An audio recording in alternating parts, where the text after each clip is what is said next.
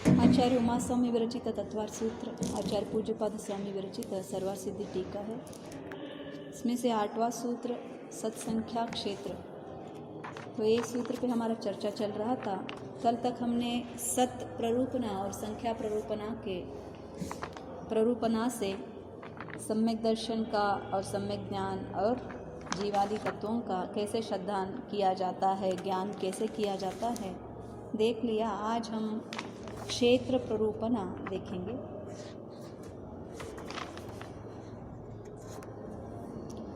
Page number है 29, सत्संख्या क्षेत्र। देखो, कल क्षेत्र के बारे में हम थोड़ा सा देखा था कि बता रहे थे आचार्य, यहाँ पे भी सामान्य और विशेष के अपेक्षा से 2 प्रकार का क्षेत्र से भी निरूपण होती है। और सामान्य से मिथ्या दृष्टियों का क्षेत्र कितना है? सब लोक है, तीनों लोकों में जो मिथ्या दृष्टि रहते हैं। और फिर सासाधन सम्यक दृष्टियों से लेकर अयोग केवली तक कितना बताया आचार्य ने?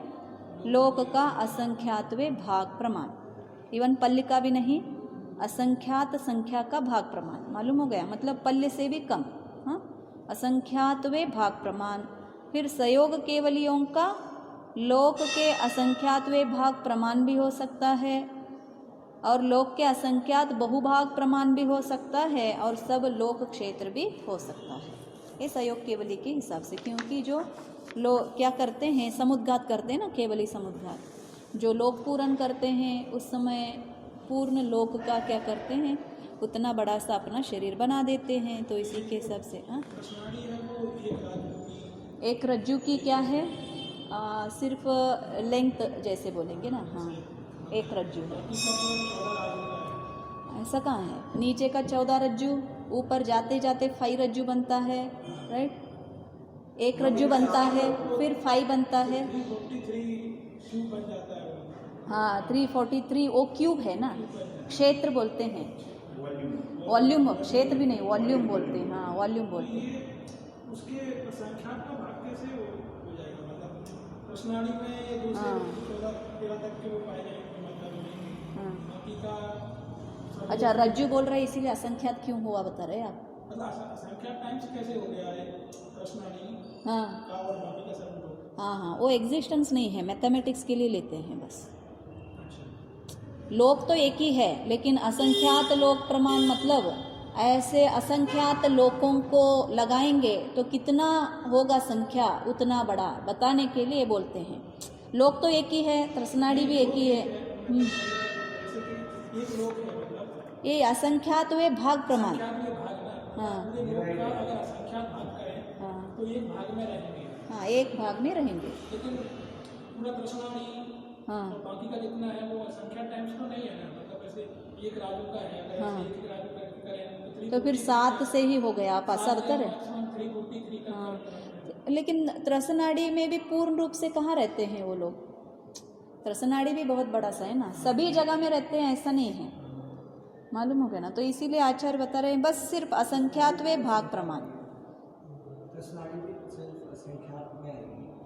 एक राज्य में अपन देखिए, मंदिर में असंख्यात तो द्वीप होते हैं, असंख्यात उसमें भी तो 2.5 द्वीप के द्वीप समुद्र भी लगाए तो असंख्यात है।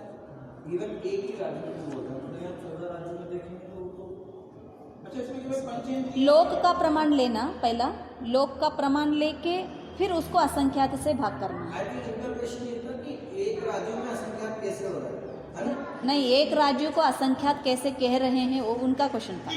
1/7 हो जाएगा ना, 7 पार्ट करेंगे तो 1/7 अथवा उससे भी कम होगा, इनका ये इमेजिनेशन है। हाँ, लेकिन इन्होंने क्या किया, लोक का सारा प्रदेश लिया है। क्या? 2.5 द्वीप का ही लिया। 2.5 द्वीप भी नहीं। एक राज्य आ जाएगा। हाँ, एक त्रसनाड़ी पूर्ण है। ये तो सम्यक दृष्टि है ना, सम्यक दृष्टि है। हाँ,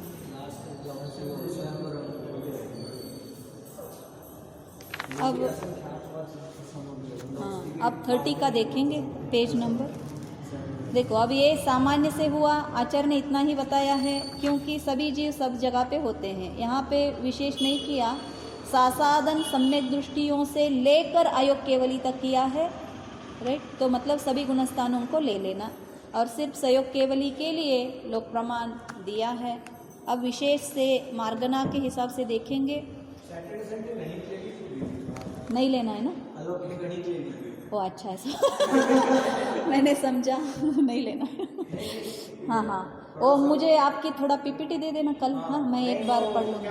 इसमें है संख्याएं जो होती है ना, जीव समास वाले वो बुक है ना, हाँ। छाबड़ा जी अच्छा वो कोई भी चलेगा, मुझे एक दे देना बस।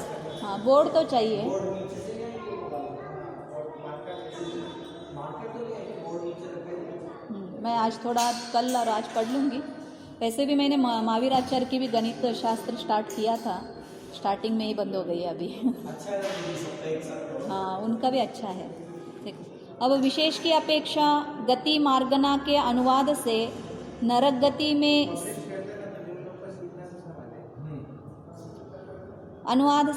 गति में सब पृथ्वियों में नारकियों का 4 गुणस्थानों में लोक का असंख्यात्वा भाग क्षेत्र है। इसको भी ऐसे ही कहा ना, लोक का असंख्यात्वा भाग ही है। कौन से? 7 पृथ्वियों के जो नारकियों का सब गुणस्थान, 4 गुणस्थान होते हैं, उससे ज़्यादा नहीं होते हैं। फिर तिर्यंच गति में मिथ्या दृष्टि गुणस्थान से लेकर संयता संयत तक प्रत्येक गुणस्थान वाले तिर्यंचों का क्षेत्र सामान्यवत है। सामान्यवत मतलब कितना? लोक के असंख्यात्वे भाग प्रमाण, वो याद रखना। पहला का जो सामान्य हमने पढ़ा है वैसा ले लेना, अर्थात मिथ्या दृष्टि तिर्यंचों का सब लोक क्षेत्र है और शेष तिर्यंचों का लोक का असंख्यात्वा भाग क्षेत्र है। क्यों ऐसा कहा आचार्य ने? हाँ, और एक तो सारा लोक में रहते हैं, इसीलिए सामान्यवत मिथ्या दृष्टियों का क्षेत्र कितना बताया था आचार्य ने? 3 लोक, जो कितना हम साइज ऐसे बनाते हैं ना, वो सारा, सिर्फ त्रसनाड़ी भी नहीं।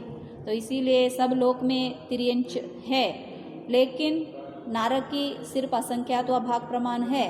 और वैसे ही ये शेष मतलब सासादन से लेकर संयता संयत तक सिर्फ लोक का असंख्यात्वा भाग प्रमाण है।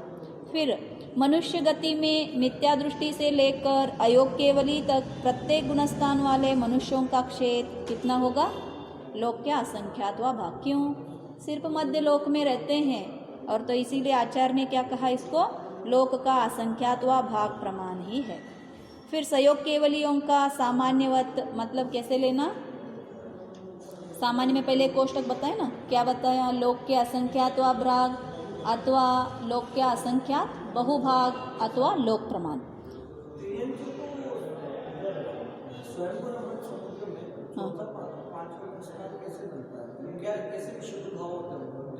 परिणाम उनके, हाँ परिणाम कैसे बदलेंगे? ना तो उनको देव दर्शन है वहाँ पे, ना मुनिराज मुनियों के दर्शन है, हाँ तो फिर कैसे? और वेदना भी ऐसी कोई वेदना नहीं है वहाँ पे जैसे नारकियों की है। अच्छा, तो कैसे उत्पन्न होता होगा उनको? सम्यक दर्शन है स्वयं गुरु मन में, मालूम नहीं कैसा होता होगा। जाति स्मरण से होगा, जाति स्मरण से होता है। लेकिन 5 गुणस्थान तो इवन उनको भी है। 5 गुणस्थान है, 5वां देखो। हम 4 रिमोट एरिया में परिणाम दे, इसीलिए हमने बताया ना।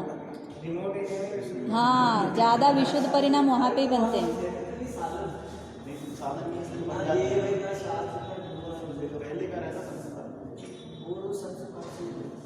एक नहीं, अपने से निसर्गज में बताए ना, बिना देशना से, बिना जाति स्मरण से भी हो सकता है चीज़, अपने परिणाम है।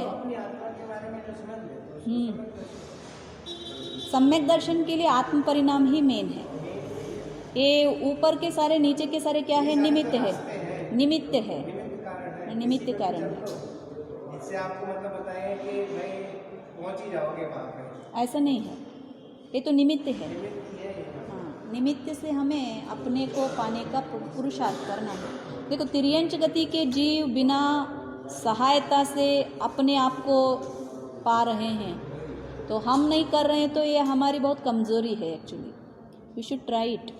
हमारे में बहुत सारे ऑलरेडी देव का तो प्राप्ति तो है, देव दर्शन तो हर दिन हम करते हैं, शास्त्र का भी प्राप्ति है और आजकल गुरुओं को भी कुछ कमी नहीं है हर रूप से।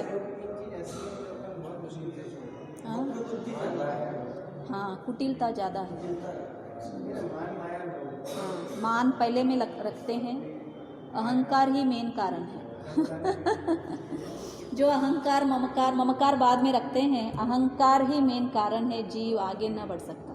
ये कहाँ से फंस जाता है मुझे नहीं मालूम, कहाँ से अहंकार आके बैठ जाता है। किसी ने हमें नहीं सिखाया है, फिर भी वो अपने आप आ जाता है, मैं मेरा मेरा करते।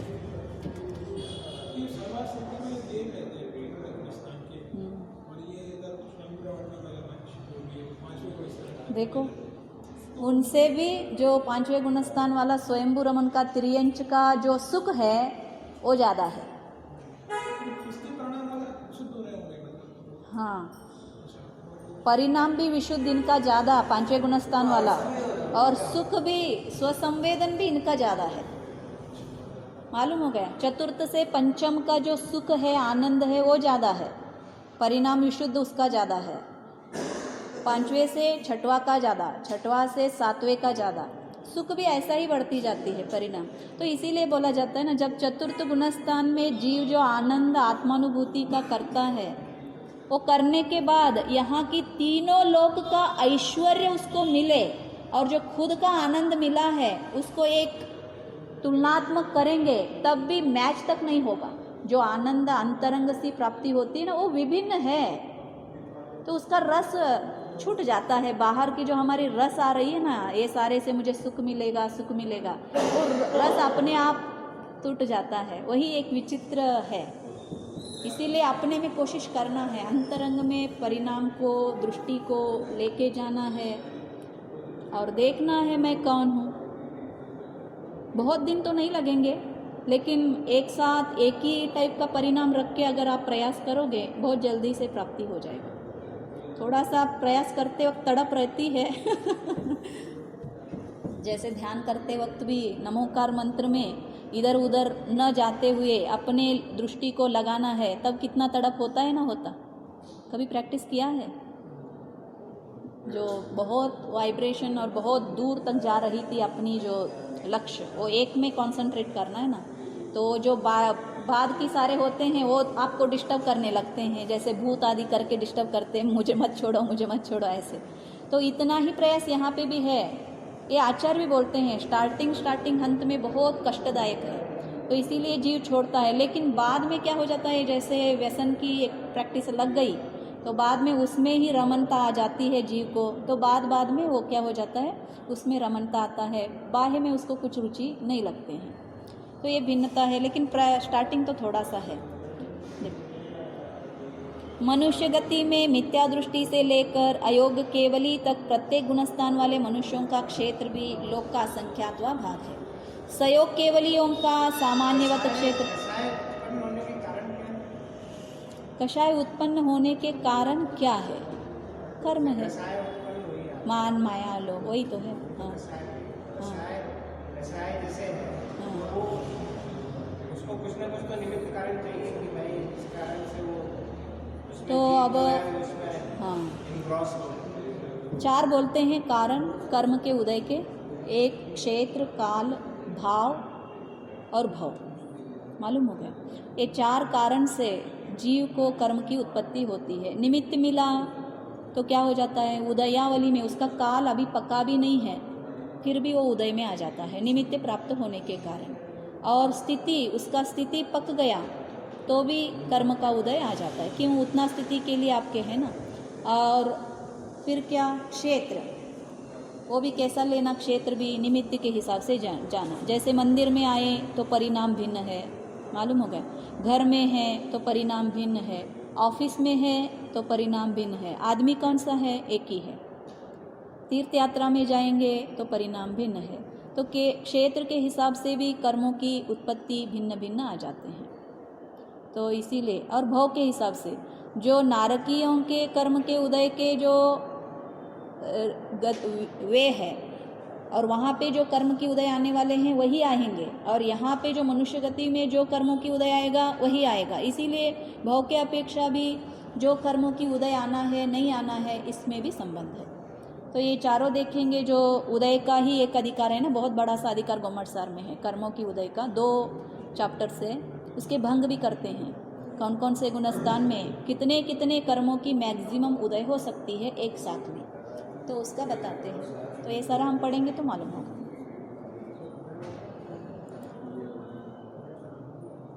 उदय और उदयावली मतलब, देखो कर्मों का स्थिति रहती है, उसको त्रिकोण आकार में बनाते हैं, मालूम है ना, कर्मों की जो स्थिति होती है उदय आने का।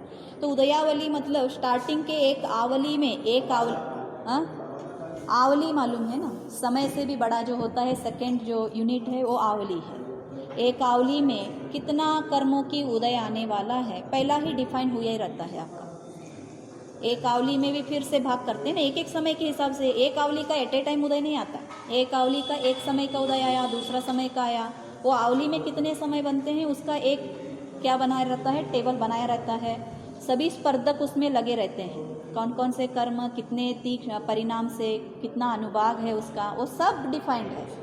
तो उसके हिसाब से कर्म का आवली पहला का उदय आ गया तो नेक्स्ट आवली में आने वाला ऑटोमेटिकली वहाँ से, जैसे हमारा स्टैक रहती है ना, स्टैक में क्या हो जाता है, पहला का निकाला तो ऑटोमेटिकली नेक्स्ट का आ जाता है, अथवा पाइप समझ लो, आगे का गया तो पीछे का वहाँ पे लाइन में लग ही जाता है। वैसे सब कुछ है। तो एक आवली का जो उदय में कर्म आने वाले हैं उनको हम बदलाए नहीं सकते, हाँ, और रूल है। और एक बार उदयावली में कर्म आ गया तो उसका ना अनुभाग कम कर सकते, ज़्यादा कर सकते, स्थिति ज़्यादा कर सकते, अनुभाग ज़्यादा कर सकते। लेकिन उदयावली में कर्म नहीं आया है तो उसको हम बदला सकते हैं। हाँ, उदयावली में कब आता है, उसकी स्थिति पक जाने के बाद अथवा निमित्त मिलने के बाद। और हमने बताया ना 4 कारणों से, क्षेत्र, काल, भव और भाव, अपने परिणामों से।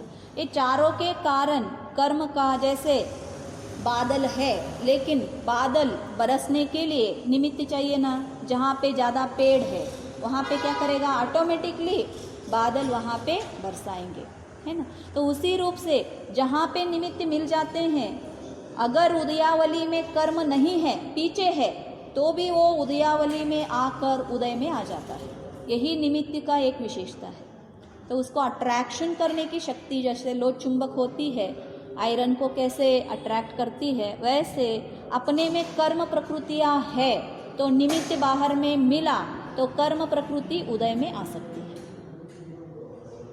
तो इसीलिए देव दर्शन आदि करने से जो सम्यक दर्शन की प्राप्ति करने की क्या होता है, बहुत सारा पॉसिबिलिटीज़ रहते हैं। क्योंकि जो पहले अगर आप सादी मिथ्या दृष्टि हो तो आपके पास 3 कर्म प्रकृतियाँ है, कौन कौन से, सम्यक तो कर्म प्रकृति, सम्यक मिथ्यात्व है, और कौन सा है, मिथ्यात्व। अभी तो मिथ्यात्व का उदय है, लेकिन आपके पास सम्यक तो प्रकृति होने के कारण जब देव दर्शन करोगे तो निमित्त मिलने के कारण वो कर्म प्रकृति का उदय आ जाता है। हाँ, सादी सम्यक दृष्टि, हाँ सही है, सादी सम्यक तो नहीं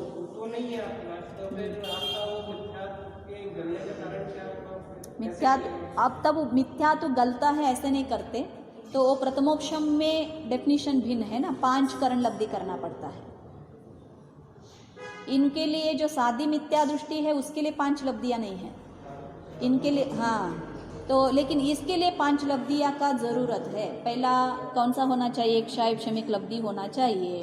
क्षायक्षमिक लब्धि मतलब क्या,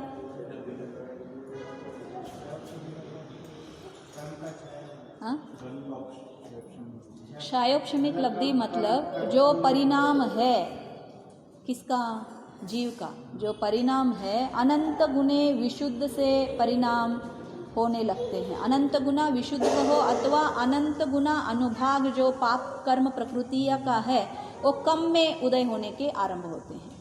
पहला जो पाप प्रकृति हम बोलते हैं ना, क्रोध, मान, माया, लोभ, इनका जो प्रमाण तीव्रता थी वो कम होती जाती, कितना, अनंत गुनी कम होती जाती है। फिर विशुद्धि लब्धि में उल्टा होता है, पुण्य का जो कर्म प्रकृतियाँ है उसका अनंत गुनी वृद्धि होती जाती है। इसमें क्या हो गया, जो पाप प्रवृत्ति का जो कर्म प्रकृतियाँ है उनका कम होता है, अनंत गुनी से पुण्य का कुछ चेंजेस नहीं होता।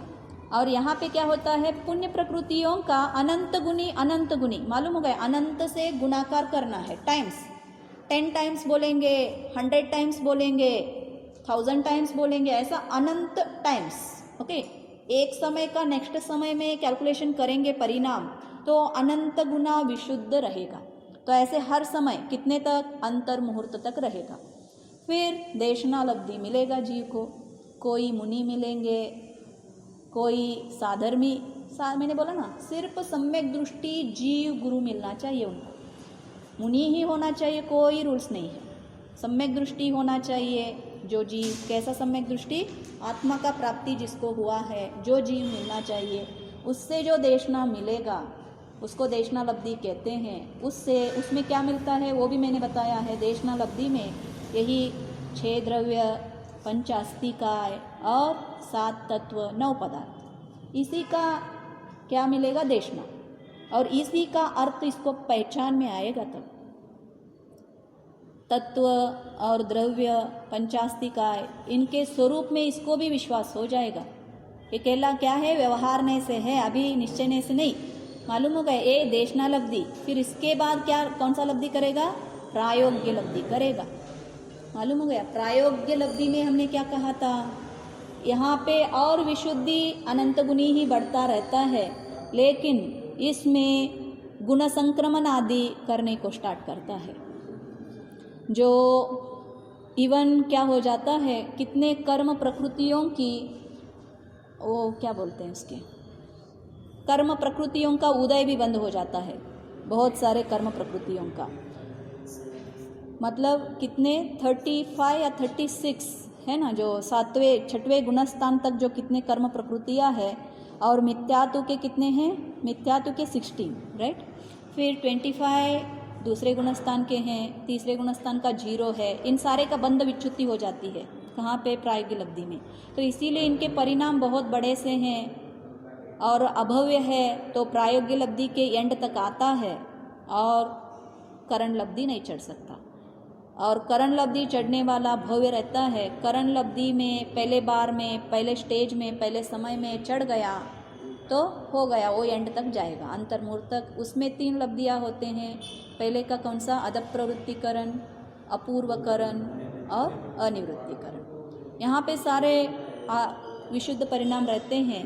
और यहाँ पे भी आचार्य ने बताया है कि असंख्यात लोक प्रमाण के परिणाम हो सकते हैं सभी जीवों का, भिन्न भिन्न परिणाम। ऐसा जीव का ऐसा ही परिणाम होगा, डेफिनेशन नहीं है, असंख्यात लोक प्रमाण के परिणाम है। तो जीव कैसा भी करके इसमें एंटर हो गया। और जो अनिवृत्तिकरण हम बोलते हैं ना, लास्ट का, पहला का अदप प्रवृत्तिकरण, अपूर्वकरण और अनिवृत्तिकरण में सभी जीवों का जो परिणाम है उसमें डेफिनेट है, सभी का सेम रहेगा, एक समान का जीव का परिणाम रहते हैं। और अनिवृत्तिकरण के एंड में ये जीव सम्यक दृष्टि बनता है। बनने के बाद ये जो मिथ्यात्व कर्म दबाया था ना इसने, इसीलिए उसको उपशम कहा है। वो मिथ्यात्व कर्म अब सम्यक दृष्टि बनने के कारण, किस कारण से सम्यक दृष्टि है यहाँ पे, वो आत्मा के प्योर परिणाम से सम्यक दृष्टि है। वहाँ पे न मिथ्यात्व का उदय है, न सम्यक मिथ्यात्व का उदय है, और न सम्यक कर्म प्रकृति का उदय है। प्योर आत्मा का श्रद्धान गुण का प्रकटता है जीव का। इसीलिए आत्मनो रूपम तत्व जो हम पढ़े ना सम्यक दर्शन के, वो तो सिर्फ आत्मा का ही रूप है। फिर उस समय जो अंतर्मुहूर्त काल तक जीव क्या करता है, ये जो 3 मिथ्यात्व है, इस 3 मिथ्यात्व को 3 टुकड़े में क्या करता है, डिवाइड करता है। बहुभाग मिथ्यात्व का रहेगा, उससे कम सम्यक मिथ्यात्व का रहेगा, उससे कम सम्यक कर्म प्रकृति का रहेगा। ऐसे मिथ्यात्व ही जो 1000 मिथ्यात्व कर्म प्रकृति थे, उसमें से 700 मिथ्यात्व के बनेंगे, 200 क्या बनेंगे, सम्यक मिथ्यात्व बनेंगे, और 100 क्या बनेंगे, सम्यक तो बनेंगे। नया कोई चीज़ नहीं आता, मालूम हो गया। जो अपने प्रमाण है, प्रदेश है, वही कर्म प्रकृतियाँ मिथ्यात्व के कर्म प्रकृति ही बांट जाता है 3 भागों में। तो इसीलिए आपके पास अब सम्यक्त्व की कर्म प्रकृति बच गई, और उपशम से नीचे गिरेगा, और फिर बाद में क्षायोपशमिक सम्यक दृष्टि बनेगा। मतलब क्या, सम्यक्त्व प्रकृति का उदय रहेगा। तो उसके कारण वो क्या करेगा, सम्यक दृष्टि कहलाएगा। मालूम होगा? क्षायोपशमिक, विशुद्धि लब्धि, फिर देशना लब्धि, फिर प्रायोग्य लब्धि। जब हम बोलते हैं तो बेसिकली उसका मतलब ये है कि कर्म की अपेक्षा तो कुछ कर्म आए नहीं आपके, वही जो कर्म थे वो वैसे के वैसे ही है, और जो मिथ्या दृष्टि जो मिथ्यार्थ के जो कर्म थे वो उनका बहुभाग जो है वो बन गया है। लेकिन उस समय जो बंध विच्युति भी करता है ना, उसके परिणाम के कारण उदय तो आते रहते हैं, लक्ष्य इसका उदय के ओर नहीं है। इसीलिए क्या हो गया, परिणाम अगर उदय कर्म के उदय के ओर आपका है तो बंद होगा। अगर कर्म की उदय जो आ रहा है उसमें परिणाम आपका एक में एक नहीं हुआ तो कर्म का बंध नहीं होगा। इसीलिए सम्यक दृष्टि भोग करते हुए भी उसको कर्म का बंध नहीं है, ये याद रखना। तो इसीलिए कर्म का उदय कितना भी बड़ा आ जाए, हमें क्या करना है मालूम हो गया? परिशहादि अविज्ञानात् आश्रवस्य निरोधिनी, ये आपका भी डेफिनेशन है ना, कहाँ पे? इष्टोपदेश में क्या कहा? परिशहादि आ रहे हैं, किस कारण आते हैं परिशह? कर्म के उदय के कारण। मच्छर किसके लिए काटता है? आपने पहले भाव में उसको काटा है, इसीलिए वो भी इसके भाव में आपको उदय आने के कारण काट रहा है। मालूम हो गया? लेकिन लक्ष्य अब हम उनको मारने का नहीं करेंगे तो उसको हटाने का नहीं करेंगे तो आश्रव का क्या होगा? बंद होगा। मतलब कर्म आपको बंधेंगे नहीं, लेकिन उसको मार भी तो नहीं रहे हैं, लेकिन लक्ष्य सारा क्या रहा है? मच्छर आ रहा है, काटेगा, अब यहाँ पे बैठेगा, वहाँ पे जाएगा, ये लक्ष्य है। तो परिणाम कहाँ पे है? उसमें है। तो अपनी परिणाम के हिसाब से उस रूप के कर्म फिर से बंधेंगे। तो जीव का जो मूल कार्य जो है, जीव को तो कर्म की वजह से समझ आएगी नहीं कि कर्म में कौन सी चीज चल रही है, नहीं चलेगी, क्या हलचल चल रही है, उनको तो जीव फल मालूम होगा, लेकिन वो जीव तो अपने परिणाम ही करता रहेगा। परिणाम जीव करेगा। तो सिर्फ क्या है कि वो एक अंतर्मुख के लिए अपने परिणामों को विशुद्ध और कानून व्यवस्था कैसे चल रही है उसको नहीं, या कानून व्यवस्था में प्रायववर्ती चल रही है, ये सारा नहीं मालूम। चल रही है, नहीं, ये तो केवल ही गम्य है। ये सब केवल ही है, उसको तो समझ में नहीं आया कि क्या चीज चल रही थी, कर्म का कैसा क्या पठन करती है, उसको भी समझ में नहीं आया। इसको तो सिर्फ आनंद और ये जो विशुद्ध परिणाम हो रहे हैं, हाँ, ये परिणाम रहेंगे। इसीलिए तो बोला जाता है ना, रेणूनाम कर्मणः संख्या प्राणिनो वेत्ति केवली न वेद्मीति क्व यान्ते ते शुद्ध चिद्रूप चिंतने। रेणूनाम कर्मणः संख्या, कर्म कितने हैं? असंख्यात है। वो कैसे हैं? रेणु, रेणु मतलब क्या? अणु। जो कर्म के अणु असंख्यात है। रेणूनाम कर्मणः संख्या प्राणिनो वेत्ति केवली, प्राणियों की जो कर्मों की परमाणु संख्या है वो खुद तो नहीं जानता। वेत्ति केवली, कौन जानता है? केवली भगवान जानता है। हमें क्या करना है उन सारे से लेकर, राइट? सो नेक्स्ट लाइन में इसीलिए करता बोलते हैं प्राण वेत्ति केवली। तो इसीलिए शुद्ध चिद्रूप चिंतने, अगर ये जीव वो कर्म के ओर न सोचते हुए अपने शुद्ध चिद्रूप के बारे में चिंता करेगा, वो कहाँ चले जाते हैं यही नहीं मालूम होता है। अपने ओर आ रहे थे ना, क्यों? उसके ओर हम ध्यान करने के कारण वो अपने ओर आ रहे थे, हमने उसके ओर देखना बंद कर दिया और अपने ओर देखने लगे तो वो दौड़ के कहाँ चले गए मालूम नहीं। तो ये है, तो इसीलिए कर्म आए, कर्म का उदय आएगा, कर्म मेरा बिगड़ेगा, कर्म मेरा कुछ नहीं करेगा, लेकिन कर्म के साथ संगति करूँगा, मतलब उससे राग करूँगा तो उससे द्वेष करूँगा, तो वो आपको छोड़ेगा नहीं। तो ये हमें सीखना है। कला क्या सीखना है? कर्म कितना भी आ जाए मेरा कुछ नहीं बिगड़ेगा, मालूम हो गया? उसका उदय आना है, वो उदय आएगा, चला जाएगा, लेकिन उदय आया तब उसमें मैं इन्वॉल्व हो जाऊँगा, तब मुझे प्रॉब्लम है। अगले के लिए मैं नया कर्मों को बंधूंगा, इसमें इंटेलिजेंस लगाना है। हाँ, सुनने में इजी लगता है पर पता हाँ, नहीं है। सही है। देखो, सहयोग केवलियों का सामान्यवत क्षेत्र है। कितना है सहयोग केवलियों का? पहले में लोक का असंख्यात भाग प्रमाण, दूसरा का लोक का असंख्यात बहुभाग प्रमाण और लोक का प्रमाण। तो इतना सहयोग केवलियों का है। सहयोग केवली किसको कहते हैं?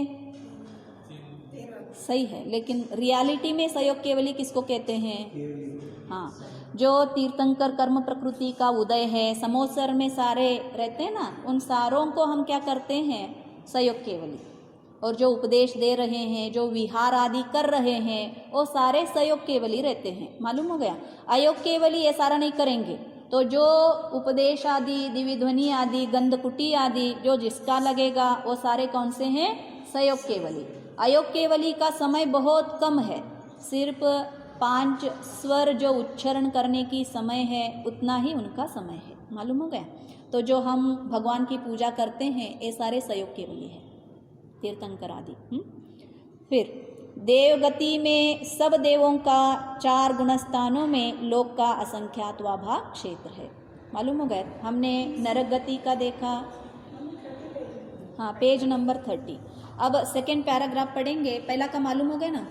नरक गति में जो चारों गुणस्थान वाले कितना क्षेत्र है लोक का? असंख्यात भाग। फिर तिर्यंच गति का कितना है? उसमें 2 लेना। जो मिथ्या दृष्टि कितना है? लोक प्रमाण है, क्योंकि त्रसनाड़ी के बाहर भी तिर्यंच, एकेंद्रिय आदि, निगोद आदि रहते हैं, तो इसीलिए उनका लोक प्रमाण। तिर्यंच के मिथ्या दृष्टि का जो क्षेत्र है पूर्ण लोक प्रमाण है, और वही सासादन से लेकर संयता संयत तक तिर्यंचों का क्षेत्र कितना है? लोक का असंख्यात्वे भाग प्रमाण। ये बहुत सरल है, इसमें 3 ही डेफिनेशन याद रखना है। एक लोक प्रमाण, एक लोक का असंख्यात ब्रोक प्रमाण, और सयोग केवली के लिए और एक याद ज़्यादा रखना है, लोक का असंख्यात का बहुभाग प्रमाण। एक बहु इतना, फिर लोक प्रमाण। अब देखो, इंद्रिय मार्गना के अनुवाद से एकेंद्रियों का सब लोक क्षेत्र है। जहाँ जहाँ पे एकेंद्रिय आएगा उसको क्या किस में लगा लेना? लोक। सारा तीनों लोक में है, इसीलिए लोक सारा क्षेत्र है।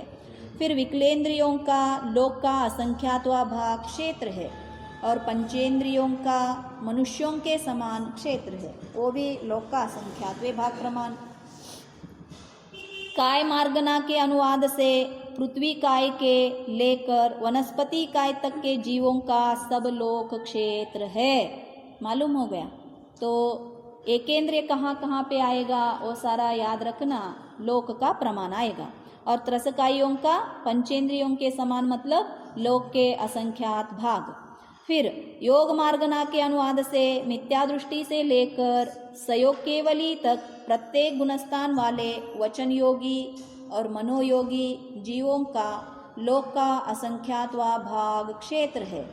और इसी में देखो, मिथ्या दृष्टि से लेकर सयोग केवली तक प्रत्येक गुणस्थान वाले काय योगी जीवों का और अयोग केवली जीवों का सामान्यवत क्षेत्र है। सामान्यवत क्षेत्र क्यों लिया? क्योंकि मिथ्या दृष्टि जो काय योग वाले हैं वो लोक प्रमाण भी रह सकते हैं। मालूम हो गए? उनको मन नहीं है, वचन नहीं, लेकिन मन और वचन किसको है? वो कंपलसरी लोक के असंख्यात्वा भाग प्रमाण ही रहेंगे।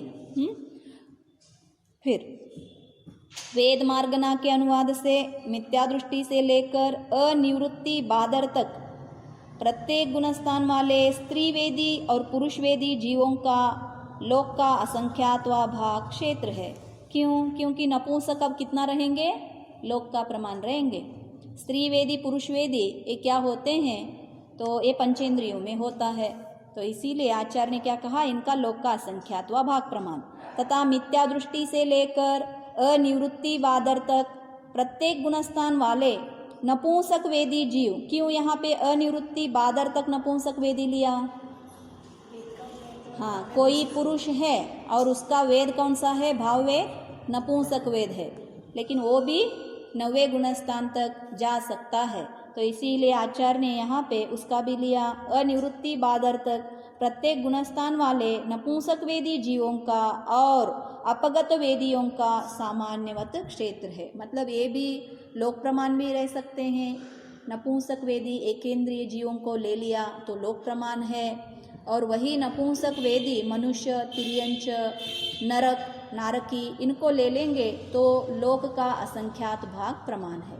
इसमें 2 याद रखने का ज़्यादा नहीं है, एक लोक प्रमाण, एक लोक का असंख्यात भाग प्रमाण। फिर कषाय मार्गना के अनुवाद से मिथ्या दृष्टि से लेकर अनिवृत्ति बादर तक प्रत्येक गुणस्थान वाले क्रोध, मान, माया व लोभ कषाय वाले, सूक्ष्म सांप्राय गुणस्थान में लोभ कषाय वाले और कषाय रहित जीवों का सामान्यवत क्षेत्र है। फिर ज्ञान मार्गना के अनुवाद से मिथ्या दृष्टि और सासाधन सम्यक दृष्टि गुणस्थान वाले मति अज्ञानी है क्या? मति अज्ञानी, हाँ, मति अज्ञानी और श्रुत अज्ञानी जीवों का सामान्योक्त क्षेत्र है। क्योंकि जो कुमति कुश्रुत किसको होता है? मिथ्या दृष्टि को, और सासाधन सम्यक दृष्टि को होता है। सही है ना? फिर मिथ्या दृष्टि और सासाधन सम्यक दृष्टि विभंग ज्ञानियों का, सॉरी पहला का श्रुत अज्ञान तो है, फिर विभंग, अच्छा, ये अवधि ज्ञान का है। मिथ्या दृष्टि और सासाधन सम्यक दृष्टि विभंग ज्ञानियों का लोक का असंख्यात्वाभाग क्षेत्र है। क्योंकि ये तो सिर्फ नारकी होंगे, नहीं तो देव होंगे। तो मनुष्य और तिर्यंच में मिथ्या दृष्टि को अवधि ज्ञान प्राप्त होता है क्या? विभंग ज्ञान तप करने से होगा या सिर्फ सम्यक दृष्टि को होगा? हाँ, अवधि होता है ना, तप जो करता है उसको होगा, होता है। अच्छा, तो विभंग ज्ञानियों का लोक का असंख्यात अभाग क्षेत्र है इनका भी। फिर असंयत सम्यक दृष्टि से लेकर क्षीण कषाय तक प्रत्येक गुणस्थान वाले अभिनिबोधक, अभिनिबोधक मतलब मति ज्ञान, मालूम हो गया? मति ज्ञान, श्रुत ज्ञान और अवधि ज्ञानी जीवों का प्रमत्त संयत से लेकर क्षीण कषाय तक प्रत्येक गुणस्थान वाले मनपर्याय ज्ञानी जीवों का तथा सयोग और अयोग केवली गुणस्थान वाले केवल ज्ञानी जीवों का सामान्योक्त क्षेत्र जान लेना। मतलब क्या लेना यहाँ पे? असंयत सम्यक दृष्टि से लेकर कहाँ तक? क्षीण कषाय तक लोक का असंख्यात भाग प्रमाण है और सयोग केवली का दोनों भी है। लोक का असंख्यात भाग प्रमाण लोक प्रमाण, लोक का असंख्यात बहुभाग प्रमाण, और अयोग केवली का लोक का असंख्यात भाग प्रमाण। बहुत ही वियर्ड क्वेश्चन है। अच्छा, इसका लिंक्ड है या अनलिंक्ड?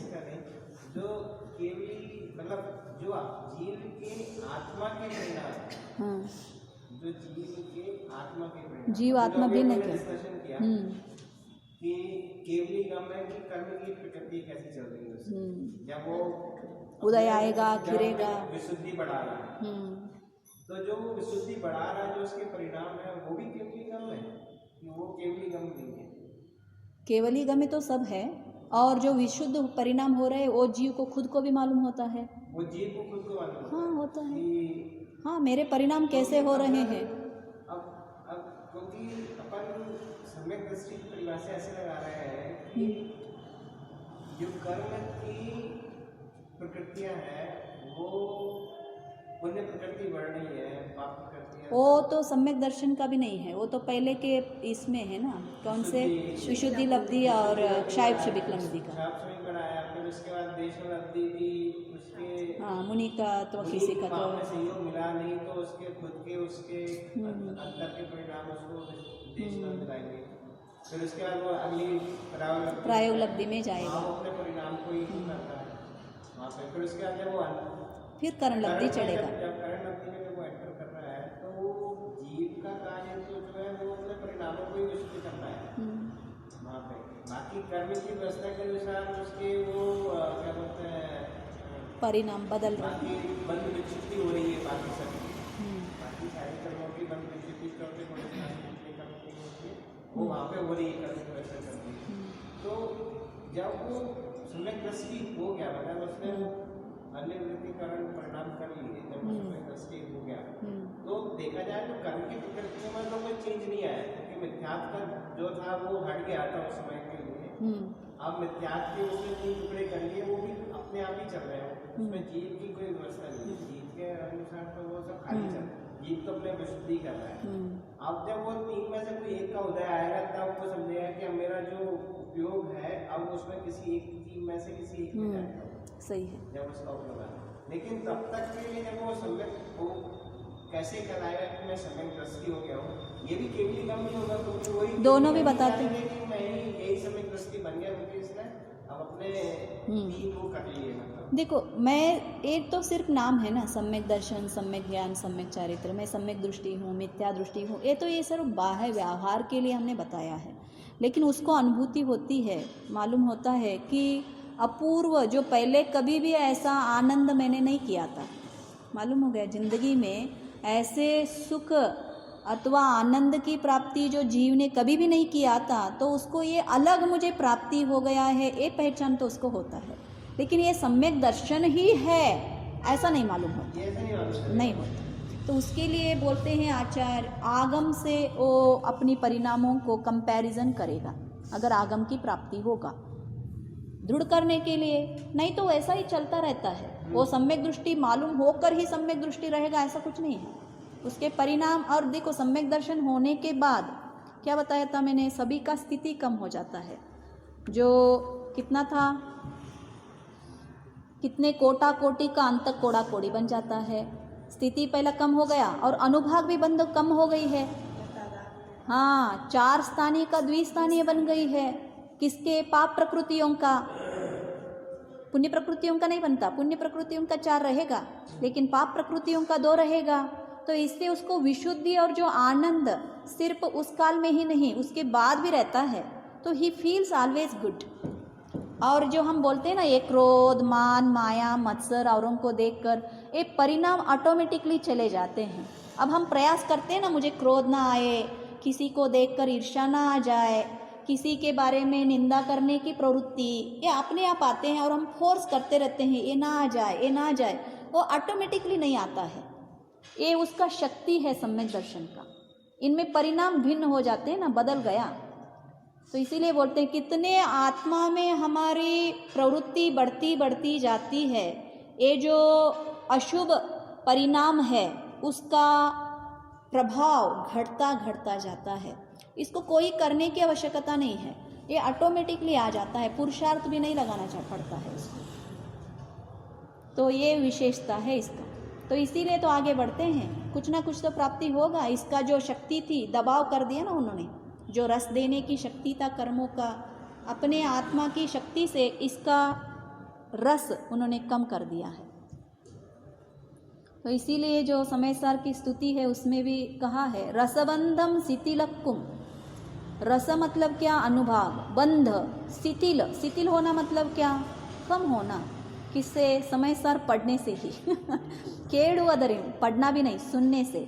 सुनने से रसबंधम शिथिलक्कुम, केड़ु अदरिम। केड़ु अदरिम मतलब सुनने से ही जो अनुभाग है किसका? कर्म का, और बंध मतलब स्थिति, ये दोनों भी कम हो जाते हैं। इसीलिए स्वाध्याय सुनना है। पढ़ना तो पढ़ने से तो ज़्यादा होता है, समझ में आ रहा है जीव को, तो पढ़ने से तो उससे भी बड़ा होता है, लेकिन सुनने से भी इतना परिणाम उनके अच्छे हो जाते हैं। तो इसीलिए कोई भी शास्त्र हो जाओ, उसमें क्या प्रॉब्लम है ना।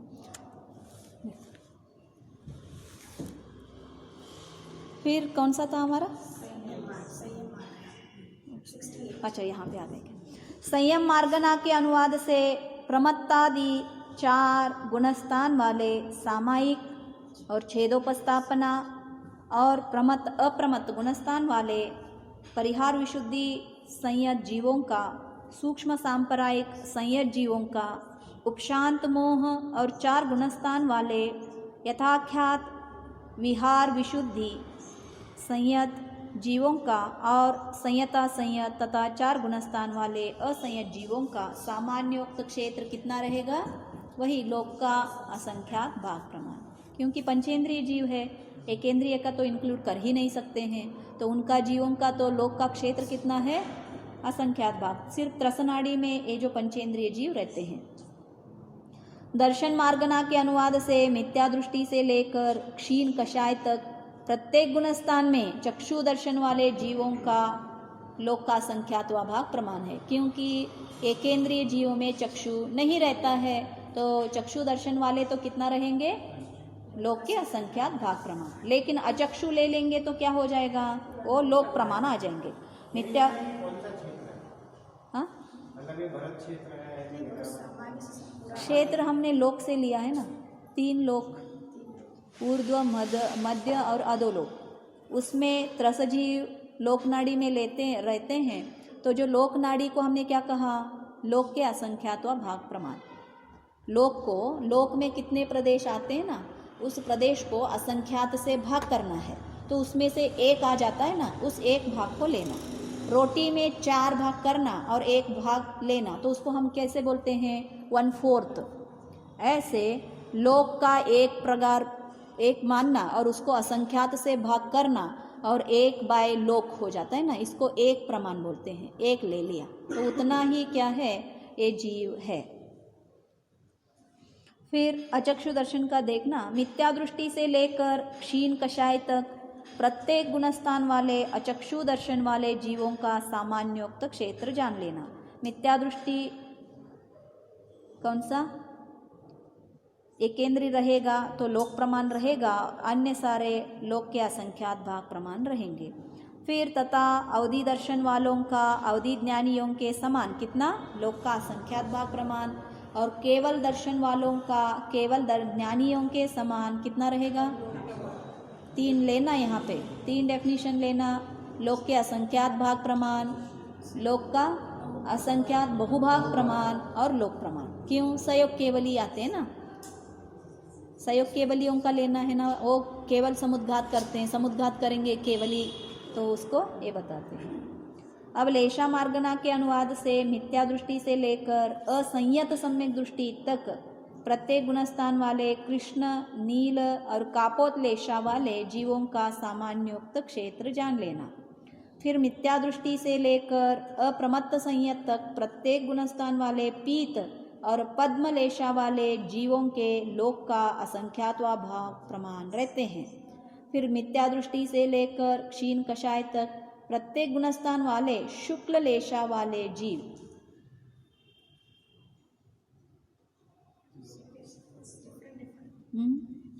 देखो यहाँ पे एक क्यों नहीं लिया, मिथ्या दृष्टि से लेकर कौन सा, असंयत सम्यक दृष्टि के लिए पीत पद्म शुक्ल, पीत पद्म क्यों नहीं लिया है,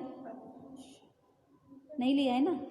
मिथ्या दृष्टि पीत पद्म नहीं रहता है क्या, रहता है ना, हाँ, तो लेकिन नहीं लिया है इन्होंने। किस में लिया, शुक्ल लिया है ना, वहाँ पे पीत पद्म नहीं है। देखो पीत पद्म किस में लिया है, हाँ लिया है। मिथ्या दृष्टि से लेकर अप्रमत्त संयत मतलब 7वें गुणस्थान तक, क्योंकि पीत पद्म सिर्फ 7वें गुणस्थान तक ही रहता है। श्रेणी चढ़ने के लिए कंपलसरी क्या चाहिए, शुक्ल लेशा चाहिए। फिर देखो ऊपर से कृष्ण, नील, कापोत सिर्फ 4थे गुणस्थान तक ही रहता है। हाँ, किसका भी रहे, इवन मनुष्य में भी रहे, लेकिन असंयत मतलब 4th गुणस्थान वाला भी कृष्ण, नील और कापोत लेशा वाला रहेगा, लेकिन 5म गुणस्थान से लेकर क्या होना चाहिए, पीत पद्म होना चाहिए। मालूम हो गया, तो इसीलिए विशुद्ध परिणाम मालूम हो गया, पीत पद्म। हमने कहा था कल ही, अनंतानुबंधी से इससे कुछ लेना देना नहीं। तो क्या है कि उसका मतलब जो परिणामों की कठोरता या निर्मलता, हाँ, तो ये अनंतानुबंधी से नहीं है। अनंतानुबंधी किसको कहा जाता है, ये चौकड़ी, हाँ, वासना काल। वासना काल मतलब जो आपने क्रोध किया, वो क्रोध आपको उस व्यक्ति के ऊपर कितने काल तक रह रहा है, उसको क्या कहते हैं, वासना काल। 6 मंथ से ज़्यादा है तो उसको क्या कहेंगे, अनंतानुबंधी में कन्वर्ट हो जाता है। एक आदमी में हम द्वेष कर रहे हैं और वो द्वेष हमें, क्रोध कभी भी द्वेष में टर्न होता है, मालूम है ना। आज हमने किसी से झगड़ा किया, उन पे क्रोध आया, तो नेक्स्ट डे से क्रोध ऐसे ही रह गया तो वो वैर में बदल जाता है, वैर में बदल जाएगा। और वो वैर अगर आपने तोड़ा नहीं, 6 मंथ से भी ज़्यादा रह गया, तो उसको बद्ध वैरी कहते हैं। बद्ध वैरी मतलब आपका वैर भव तक लेके जाते हो, नेक्स्ट भव में भी जाएगा आपके साथ, उस व्यक्ति के साथ जो वैर है, तो इसको अनंतानुबंधी। और 6 मंथ के विदिन रहे तो उसको क्या कहेंगे, अप्रत्याख्यान। क्रोध आया है लेकिन 6 मंथ के बीच में ही हमने उनसे फ्रेंडशिप कर दिया, शत्रुता कैसा चला जाता है, मित्रता करने से शत्रुता टूट जाती है, मालूम है ना। तो वैसे ही मित्रता करने से उनसे हमारी शत्रुता चली गई। ये 6 मंथ्स विदिन में करना है। तो क्या हो गया, अब प्रत्याख्यान चला गया। प्रत्याख्यान के लिए 15 दिन का है और संज्वलन कैसा है, अंतर्मुहूर्त। तो इसीलिए मुनियों को क्रोध आएगा, लेकिन किसी को ना वैरी मानते हैं और उस पर कोई झगड़ा भी नहीं करते। एक सिर्फ अंतर्मुहूर्त के लिए उन पर मतलब डांटेंगे, कुछ क्रोध करेंगे, लेकिन बहुत जल्दी से चला जाता है।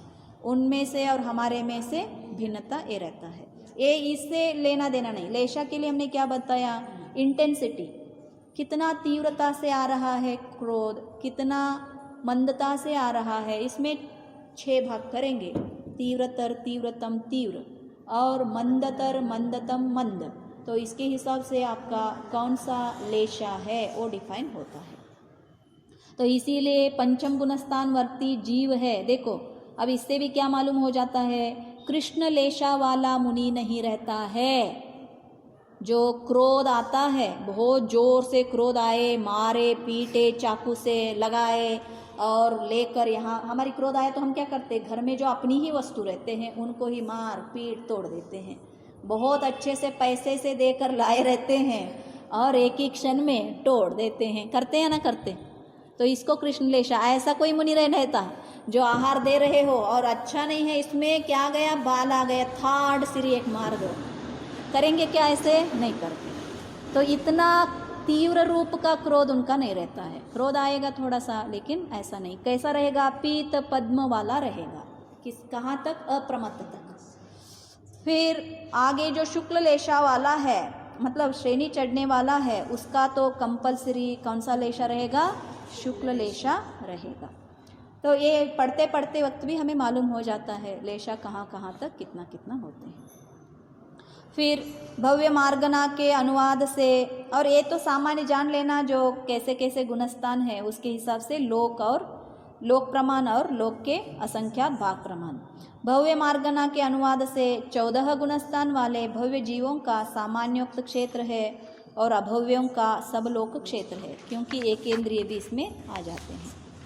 फिर सम्यक तो मार्गना के अनुवाद से असंयत सम्यक दृष्टि से लेकर अयोग केवली तक प्रत्येक गुणस्थान वाले क्षायिक सम्यक दृष्टियों का, और फिर असंयत सम्यक दृष्टि से लेकर अप्रमत्त संयत तक कौन से गुणस्थान वाले, प्रत्येक गुणस्थान वाले क्षायोपशमिक सम्यक दृष्टियों का, फिर असंयत सम्यक दृष्टि से लेकर उपशांत कषाय गुणस्थान तक प्रत्येक गुणस्थान वाले औपशमिक सम्यक दृष्टियों का, तथा सासाधन सम्यक दृष्टि, सम्यक मिथ्या दृष्टि और मिथ्या दृष्टियों का सामान्योक्त क्षेत्र जान लेना। कैसा कैसा रहेगा, देखो पहला का देखेंगे, क्षायिक सम्यक दृष्टि कितने लोक में रहेंगे, लोक के असंख्यात भ्राता। क्यों, अच्छा केवली के हिसाब से लेंगे, सही है, केवली के हिसाब से लेंगे तो वो तो क्षायिक सम्यक दृष्टि रहते हैं। उसके हिसाब से लोक प्रमाण, लोक के बहुभाग प्रमाण और लोक के असंख्यात भाग प्रमाण। फिर क्षायोपशमिक तो कितने रहेंगे, 4 गुणस्थान है, हाँ लोक के असंख्यात भाग प्रमाण, सही है। फिर औपशमिक कितने रहेंगे, लोक के असंख्यात भाग प्रमाण, इतने क्या रहेगा उसके हिसाब से है। फिर सम्यक मिथ्या दृष्टि, मिथ्या दृष्टियों का भी सामान्योक्त क्षेत्र जानना। मिथ्या दृष्टियों का लोक का भाग प्रमाण, सासाधन और सम्यक दृष्टि, सम्यक मिथ्या दृष्टि का लोक का असंख्यात भाग प्रमाण। फिर सौन्या मार्गना के अनुवाद से सौनियों का चक्षु दर्शन वाले जीवों के समान कितना होगा, लोक के असंख्यात भाग प्रमाण। फिर असौनियों का सब लोक, और सौनी असौनी जो चला गया है इनका भी क्या होगा, सामान्योक्त, मतलब लोक का बहुभाग प्रमाण भी रहेगा, लोक का असंख्यात भाग प्रमाण भी रहेगा और लोक प्रमाण रहेगा। फिर लास्ट का आहार मार्गना के अनुवाद से मिथ्या दृष्टि से लेकर क्षीण कषाय तक प्रत्येक गुणस्थान वाले आहारकों का सामान्योक्त क्षेत्र है, कितना रहेगा, सेम, लोक का प्रमाण अथवा लोक के असंख्यात भाग प्रमाण। फिर क्षीण मतलब 12वां गुणस्थान, 12वां गुणस्थान है मिथ्या दृष्टि के हिसाब से पूरा हो गया। हाँ, फिर अन्य बचे हुए का लोक का असंख्यात वर्ग। फिर संयोग केवलियों का लोक का असंख्यात व भाग प्रमाण क्षेत्र है। क्यों लिया? क्योंकि केवली समुद्गात, देखो आहारक बताया है, अनाहारक नहीं बताया है, तो इसीलिए आहारक संयोग केवली रहेंगे तो उनका कितना प्रमाण रहेगा? लोक के असंख्यात भाग प्रमाण। लेकिन केवल समुद्गात करते वक्त अनाहारक है, आहारक नहीं है, उस समय क्या है? अनाहारक। नो कर्मों की जो कर्म प्रकृतियां है, नो कर्म है, वो नहीं लेते हैं, इसके कारण उनको क्या कहा जाता है उस समय? अनाहारक। देखो तो उसके हिसाब से कितना होगा? अनाहारक के हिसाब से लोक प्रमाण होगा। देखो मिथ्या दृष्टि, सासाधन सम्यक दृष्टि, असंयत सम्यक दृष्टि और अयोग केवली अनाहारक जीवों का सामान्योक्त क्षेत्र है, तथा संयोग केवली अनाहारकों का कितना है? लोक का असंख्यात बहुभाग भी है और सब लोक क्षेत्र भी है। दोनों ले लेना। मैंने ज़्यादा नहीं पढ़ा है केवली समुद्गात का, कोई 4 करते हैं, कोई 3 करते हैं, नहीं 4 चढ़ना 4 आना। पहला कौन सा है? दंड, कपाट, प्रतर और लोक प्रमाण, राइट। तो किसके कर्म प्रकृतियों का कितना प्रमाण है उसके हिसाब से है। तो इसीलिए क्या कहा? लोक प्रमाण नहीं करेंगे तो प्रतर करने के कारण कितना तक उनकी शरीर का गया है, मतलब प्रदेश हुए हैं, वो क्या होंगे? बहुभाग होंगे, असंख्यात बहुभाग होंगे, लेकिन लोक पूर्ण पूर्ति नहीं है। तो इसीलिए कोई संयोग केवली का असंख्यात भाग प्रमाण है और कोई संयोग केवली का पूर्ण केवल समुद्घात करने के कारण लोक क्षेत्र भी है। विशेषार्थ कल पढ़ेंगे। जावानी के ज्ञान से सूझे लोकालोक, सोवानी मस्तक नमो सदा देत हो नु। तेज नवानी भारती तो है जपो दिन रैन, जो तेरे शरणा गए सो पावे सुख चैन।